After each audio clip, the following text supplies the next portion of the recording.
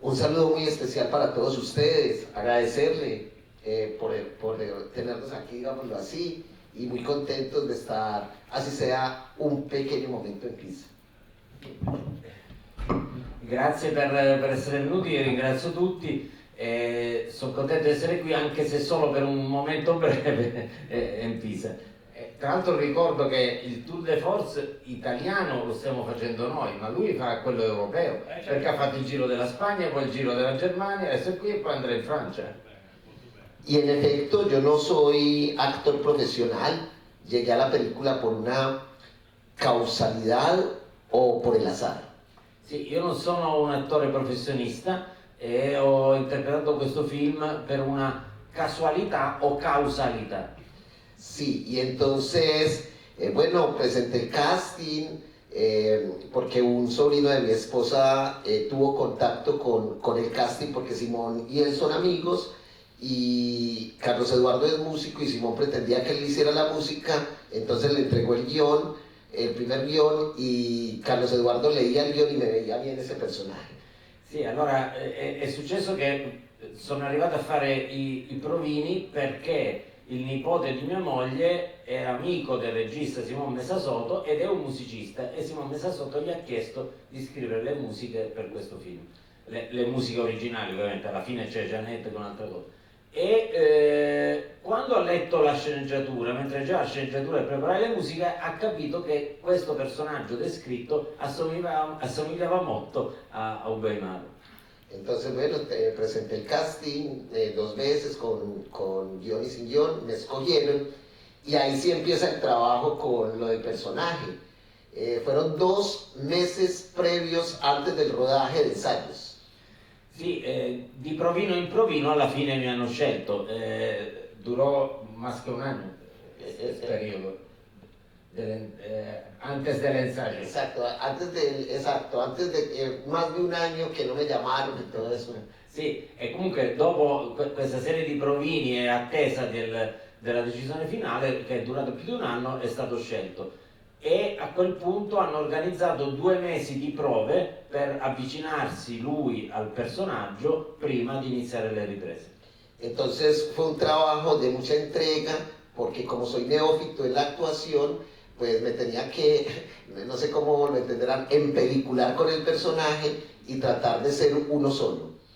Sì, siccome sono neofita nella professione dell'attore, il lavoro più forte, più intenso, più difficile, per cui ho dovuto apprendere molte cose, era di riuscire a diventare una sola persona partendo da 2, me stesso e il personaggio. Entonces el primer mes de ensayo fue sin guión, simplemente ensayábamos las escenas con los discursos, podíamos aportar cosas, y ya el segundo mes sí fue el guión definitivo, y ahí fue cuando me tocó aprenderme todos esos discursos de memoria para poder que saliera bien en la proyección. Sì, il primo mese di prova è stato senza la sceneggiatura definitiva, quindi provavano anche duetti, discorsi, potendo anche loro contribuire molto a quello che dicevano nei dialoghi delle prove, però poi per l'ultimo mese c'è stata la sceneggiatura definitiva e lì è iniziato il lavoro di imparare a memoria le battute, perché Simón non permetteva cambiare. Nell'ultimo mes non permetteva cambiare ni una palabra. E quindi ho imparato tutto a memoria perché il regista ha imposto di non cambiare nulla. Y ya con el guión definitivo, ahí sí conocí más a Oscar, y entonces me di cuenta que teníamos muchas cosas parecidas a pesar de que las vidas eran muy distintas. Sì, alla fine anche del mese di prove con la sceneggiatura definitiva mi sono reso conto che avevamo alcune cose in comune, io e il personaggio di Oscar, anche se non tutto. Entre ellas que los dos somos profesores, ambos amantes de la poesía, yo no me creo muy poeta, fracasados en literatura, porque ninguno de los dos pasó nada con otros en literatura, y entre otras cosas también muy amantes del licor. Sì, le cose in comune che avevamo, che siamo entrambi professori, entrambi amanti della poesia, entrambi scrittori falliti, entrambi amanti dell'alcol. Entonces esas coincidencias y ese trabajo fue lo que se dio ahí. Sì, e quindi il lavoro a partire da queste cose in comune, dovendo diventare una sola persona anche per le cose che non abbiamo in comune, è stato quella la parte più importante delle ultime settimane di prova. Paolo, da diversi anni oramai tu fai il mestiere del distributore e soprattutto del distributore di cinema indipendente di qualità, quindi specificatamente quello che vai a fare in giro per il mondo letteralmente è cercare quelle che sono delle gemme, no? Da scovare, da portare in sale come l'Arsenale e come per fortuna tante ancora hanno voglia di raccontare delle storie molto belle. Allora, quello che voglio chiederti è, in dei contesti, tu il film lo hai preso a Cannes, dove tra l'altro è stato appunto il Saint-Regard, ha vinto il premio della giuria al Saint-Regard, insomma ha avuto un grande successo, ma in quei contesti effettivamente c'è anche molto caos, sono tantissimi film. Come riesce un distributore a intercettare? Quali sono le caratteristiche che ti portano ad inserire all'interno del tuo personale, la tua personale library, diciamo, no? E soprattutto pensare prima di tutto, è una cosa molto rara, ma tu lo fai sempre, al pubblico, perché tu ti metti dalla parte di chi poi guarderà. Certo. Ma intanto grazie Antonio a parte per averci ospitato qui, ma anche per la domanda, perché mi consente di spiegare anche che io vengo dall'attività di cineclub, come l'Arsenale è un cineclub, dei cineclub in generale, che in Italia molti si chiamano Circoli del Cinema, altri Cineforum, ma la sostanza è quella, organizzato per alcuni anni in Calabria il Festival Internazionale dei Cineclub. E quindi dopo tutta questa esperienza la distribuzione si è chiamata Cineclub Internazionale proprio per dare l'idea dell'internazionalità, ma anche da dove si proviene, cioè da chi lavora con il pubblico organizzato. Distribuzione, ecco, chiariamo che noi in Italia e in italiano ereditiamo questa parola, ma in realtà siamo editori, cioè noi pubblichiamo film come gli editori librari pubblicano libri. Quindi abbiamo una linea editoriale, curiamo l'edizione e pensiamo a cosa riusciamo con sincerità e con passione e con attenzione a portare al pubblico, perché poi io adesso vengo e ci metto la faccia davanti al pubblico, qui come in altre sale, e questo è importante, perché se noi crediamo in un film ci dobbiamo credere veramente e sapere che il pubblico, almeno se coincide con la nostra visione, sarà contento di averlo visto. E quindi questo è il nostro lavoro, avere un catalogo che segua questa idea di cinema per noi è fondamentale, perché essere coerenti è importante. Poi abbiamo anche un catalogo di cinema italiano indipendente e lì diciamo manteniamo sempre una nostra linea, ma siamo un po' più liberi perché dobbiamo necessariamente in questo catalogo inserire anche un po' di sperimentazione e altro così, perché chiaramente il cinema italiano più importante anche dal punto di vista di budget ha già la sua distribuzione, quindi noi collaboriamo con quel tipo di cinema italiano. Quando andiamo ai festival, che poi i festival più importanti del mondo per nostra fortuna ce li abbiamo in Europa, perché sono Berlino, Cannes e Venezia, e Berlino e Cannes hanno anche il mercato, perciò andare lì può essere anche sufficiente. E la cosa più importante da fare è farsi un proprio percorso andando a cercare quel tipo di storie che possono avere queste caratteristiche. Naturalmente poi si sente anche un po', si sentono anche le voci che corrono su altri film che magari si è messo in secondo piano e che magari sentendo anche parlarne bene, anche solo per curiosità, li si va anche a vedere. Quindi insomma il lavoro è un po' questo, però chiaramente può capitare anche di perdere qualcosa di importante. Però affinando con l'esperienza questo lavoro si riesce comunque almeno per la maggior parte dei casi andare a vedere proprio i film che interessano. Poi da lì a poterli acquisire e mettere in catalogo per portarli al pubblico in Italia, lì iniziano anche delle difficoltà che possono essere anche economiche. Però devo dire, appunto, avendo io questa storia, ma tutto il nostro gruppo di Cineclub Internazionale, perché io molte volte vengo e ci metto la faccia, ma abbiamo un gruppo abbastanza numeroso, oddio, sono 6, però comunque, ma la cosa particolare è queste altre 6 persone sono tutte donne, e questo per noi è importantissimo. Io Paolo, c'è una cosa, e mi ricollego a una cosa che stai dicendo, che vorrei chiedere a Wemar, ovvero tu parlavi appunto di una linea editoriale che è una scelta anche politica. Allora, in realtà questo film, il personaggio che interpreta poi Ubemar fa delle scelte, degli atti politici. Io ci ho trovato molto quel tipo di impronta, perché da un lato oggi voler provare a salvare anche una vita, no? Attraverso l'arte, attraverso la cultura, e farlo solo non con una, come dire, un secondo fine, ma proprio perché vedi la luce, non un secondo fine commerciale, ma un secondo fine ideale. Cosa che invece nel film si mostra, ed è molto interessante come Simone lo fa, facendo vedere il rapper, facendo vedere quello che è l'attività commerciale. Poi si parla anche dell'arte costruita per piacere al pubblico. Assolutamente, assolutamente. Allora volevo chiedere a Ubemar se effettivamente... Poi decidi tu, però c'era la mano alzata e non volevo... Ma infatti io chiudo con questo e volo da voi. Io volevo solo comprare quella premessa. Dico, perciò se noi non riusciamo a prendere un film che ci interessa, che sta bene nel nostro catalogo, ma lo prende qualcun altro italiano, non siamo tanto dispiaciuti, perché quello vuol dire che comunque certo, arriva al pubblico, certo, poi assolutamente sì. Non si prende la concorrenza in quei termini, e per me se non lo prende nessuno perché è troppo alto il prezzo, certo. Quello è un problema, però per il resto no. Assolutamente sì. E in questo senso, ripeto, è un qualcosa che secondo me sia nel tuo personaggio, sia sulla riflessione che avviene anche proprio nella, come dire, nella comunità dove avviene, no? Tutto questo, che però può essere replicata anche in altri paesi, cioè questo modello dove si prova a sfruttare il talento solo con un secondo fine commerciale è qualcosa che oramai purtroppo viviamo quotidianamente. Allora effettivamente hai avuto la sensazione nel girare il film che fosse anche un piccolo gesto politico attraverso il tuo personaggio?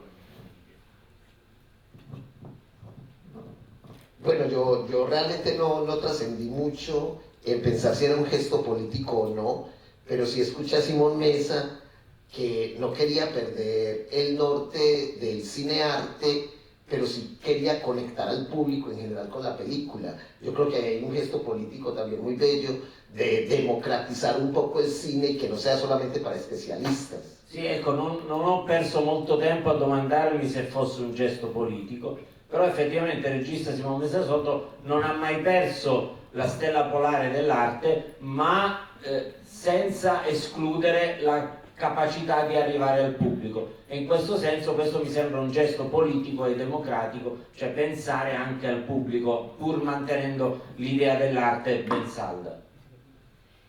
Bueno, yo soy Laura, grazie per averci portato il film. Grazie. Sono colombiana, qui hai il pubblico colombiano e latinoamericano. Solo volevo dire due cose prima di partire, le dico anche in spagnolo.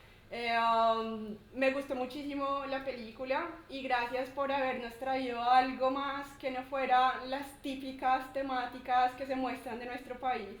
Y nada, gracias y no me imagino, o sea, no sé si te imaginabas que iba a tener todo ese éxito la película, pero realmente creo que está muy bien hecha. Y nada, pues buon giro per Italia. Allora, vabbè, ringrazio per aver portato il film qui, gli fai complimenti e soprattutto sottolinea che non è la tipica, il tipico film colombiano con le cose più standard, ma ha la sua originalità, parla più del cuore, diciamo, della Colombia. Sí, yo quisiera agregar desde la intervención de Laura, que ya se fue seguramente por el afán y todo eso, que realmente para mí es sorprendente en Italia que haya un público colombiano, porque en las dos experiencias anteriores, en Génova y en Brescia, todos eran italianos. Entonces qué alegría que aquí también hayan latinos, entonces muy bien por eso. Y frente a lo otro, es que Colombia no solamente tiene esas realidades que no se pueden ocultar, pero que todo el mundo quiere hablar de eso. Es decir, mucha gente de otras partes del mundo van a Colombia a grabar películas sobre narcotráfico, violencia, sexo, etc. Y también hay unas historias como esta, que como bien lo decía usted ahora, a pesar de que hay una idiosincrasia colombiana, hay poetas en cualquier parte del mundo. En Italia, en Alemania, en Egipto, hay gente que a los 50 años todavía vive en la casa con su madre, y hay, por ejemplo, hijas que sienten un padre distante, entonces mucha gente se identifica con la película. Sì, tanto la prima volta in questo giro mi capita di incontrare dei colombiani, perché a Genova e a Brescia ho incontrato solo italiani, ma è vero che ci sono alcune cose che accadono in Colombia che non possiamo nascondere, ma il problema è che tutti quelli che girano film e che vengono in Colombia a girare film vogliono raccontare solo quello. Invece noi abbiamo anche questo, e la poesia unisce tantissimo, perché possiamo trovare un poeta in qualsiasi paese, e anche persone che dopo 50 anni ancora vivono in casa con i genitori, quindi sono tutti esempi con cui si possono identificare molte persone in qualsiasi parte del mondo. C'è delle domande ancora dal pubblico?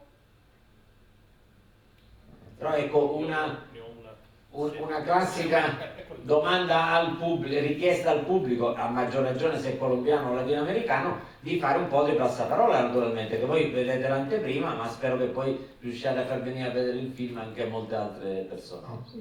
Allora, intanto grazie, anche a me il film è piaciuto moltissimo, e più che una domanda avevo una curiosità da appassionato della poesia come il nostro ospite. La poesia felice che si ascolta al termine del film è nota, è sua, è di qualcuno, fa parte della sceneggiatura o è quindi originale o è un testo noto? A me personalmente non è noto.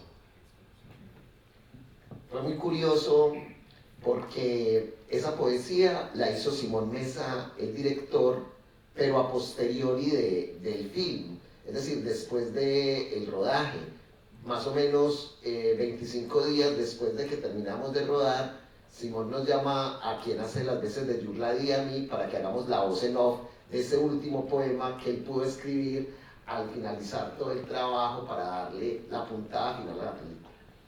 Sì, effettivamente questa poesia l'ha scritta Simón Mesa Soto, il regista, ma l'ha scritta dopo le riprese. E quindi circa 25 giorni dopo la fine delle riprese ha chiamato me e l'attrice che interpreta Giullati per dirci che dovevamo completare l'ultima scena del film per dare il colpo finale alla storia.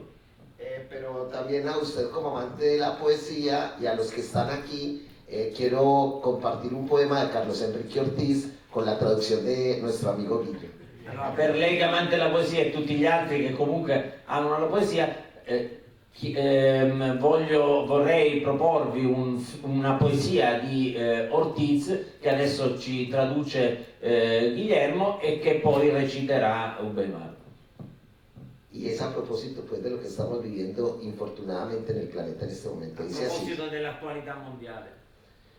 Mientras un hombre más sangra en la zanja amordazado, un político más habla, envenena las palabras, regatea la paz, sonríe, parpadea. Mentre un uomo sanguina imbavagliato nella strada, un politico parla, avvelena le parole, dribbla la pace, sorride e sbatte le palpebre. Per attuarla.